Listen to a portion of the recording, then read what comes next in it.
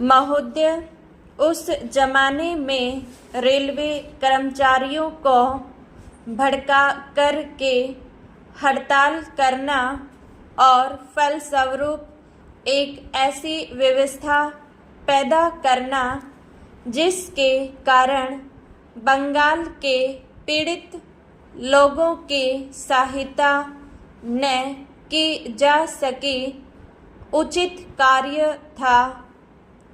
लेकिन यह कार्य मेरे घर के भाइयों ने किया था। मेरा कहना है कि केवल उपदेश से काम नहीं चलता है। जब ऐसे प्रश्न आए तो उपदेशात्मक भाषाओं में ही फंस कर न रहा जाए, बल्कि आवश्यकता है कि ऐसे प्रश्नों पर सारे राजनीतिक दल देश हित को ध्यान में रखते हुए संजीदगी से विचार करें और उन सब का हल तलाश करें। आज श्री वाजपेयी ने प्रधानमंत्री पर कुछ आक्षेप किए।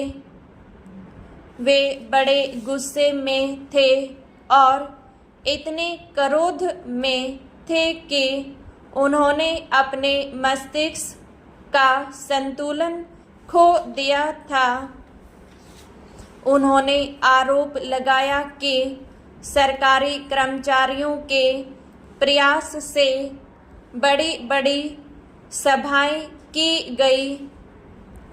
मैं वाजपेयी जी का गुस्सा और उनका असंतुलित होना समझ सकता हूँ।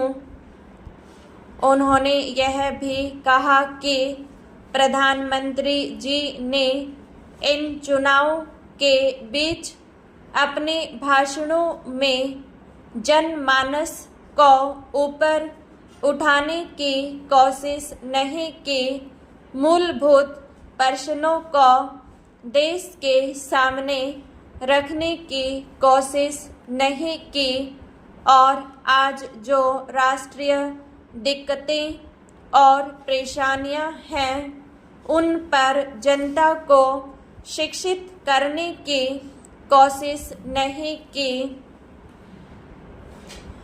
प्रधानमंत्री ने अपने चुनाव भाषणों में देश के अंदर जो शक्तियां राष्ट्रीय एकता को भंग कर रही हैं, धर्म के नाम पर, जाति के नाम पर, भाषा के नाम पर या अक्षेत्रीयता के नाम पर संकीर्णता की भावना पैदा कर रही हैं, जनता को उनसे सजग किया।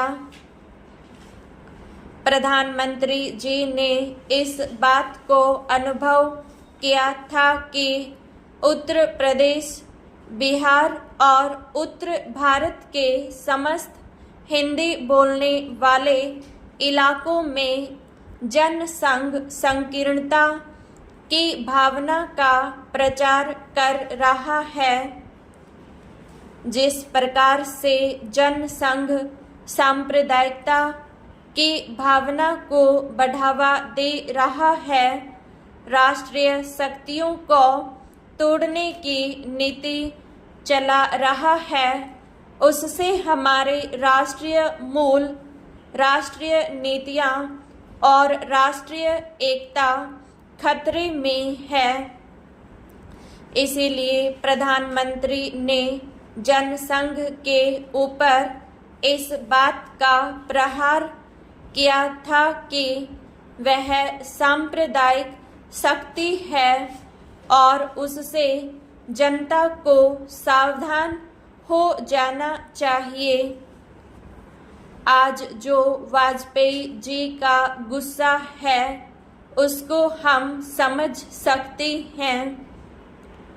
उन्होंने एक सपना देखा था, एक सुनहरा सपना उत्तर प्रदेश में अपनी सरकार बनाने का, बिहार में अपनी पार्टी को बहुमत प्राप्त कराने का